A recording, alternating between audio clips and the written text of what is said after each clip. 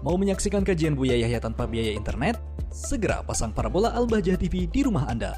Bebas biaya bulanan dan tanpa koneksi internet.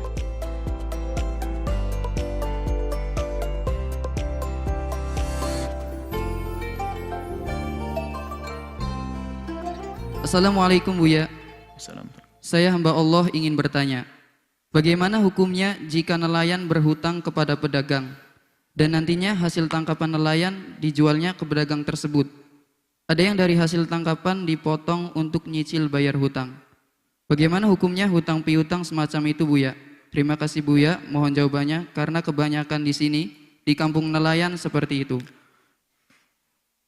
Hukum hutang menghutangi adalah dianjurkan dalam irama tolong menolong.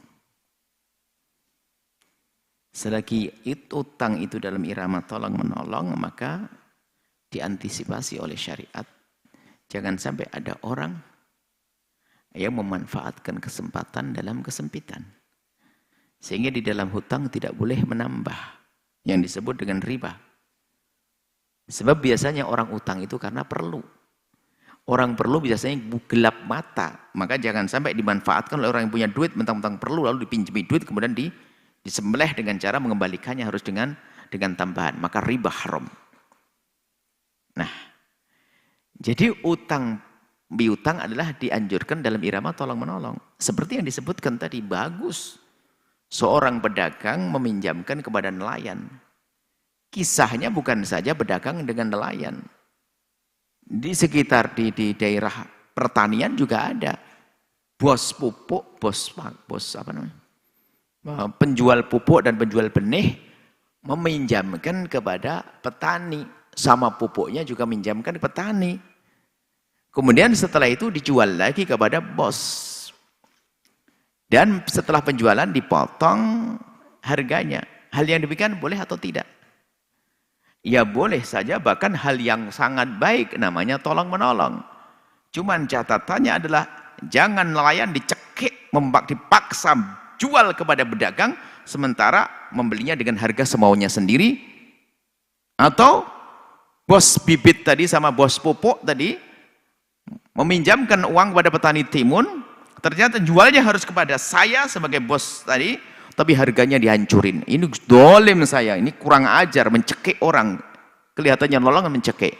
Wong timun di kota harganya 7.000, saya harganya 1.500. Dan ini kejadian di daerah-daerah. Makanya bapak-bapak Masya Allah ada berkata bahasanya, saya jual timun hanya sekedar untuk hidup saja, nggak ada keuntungan besar. Tahu, ini saya hanya jual 1.500. Padahal di kota 7.000. Kan nggak bisa jual kata? Oh, nggak bisa, karena sudah saya terlanjur diikat sama bos. Ini bos bakal sengsara dia di dunia dan di akhirat. Padahal dia sudah punya uang, padahal jual harga normal, pakan normal, membeli normal pun bakal untung dia.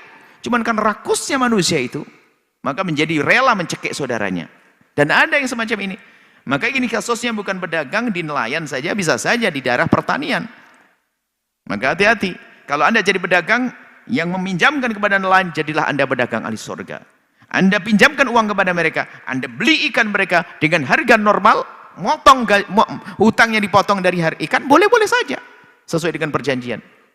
Tapi kalau Anda sudah kadang-kadang kalau pakan itu ada, kalau bibit pupuknya dijual mahal, giliran menjual hasilnya timunnya atau apanya dibeli dengan murah. Ini kan kurang ajar, hati-hati. Kalau Anda orang semacam ini segera tobat sebelum kesengsaraan akan datang kepada Anda. Hati-hati, ini sengaja kami ingatkan karena memang ada yang semacam ini. Tapi Anda ini insya Allah orang baik semuanya, ahli surga insya Allah. Tidak ada yang berbuat zalim seperti itulah, na'udzubillah. Jadi kalau tanpa ada kezaliman boleh. Artinya tidak mencekik, tidak merendahkan, tidak menjatuhkan harganya, normal-normal saja. Dan pemotongannya pun sesuai dengan kesepakatan, maka itu adalah sah-sah saja. Bahkan itu hal yang baik namanya tolong-menolong di dalam mengangkat saudaranya, di dalam urusan usaha dunia, untuk bekal di akhirat nanti. Wallahu a'lam bishawab.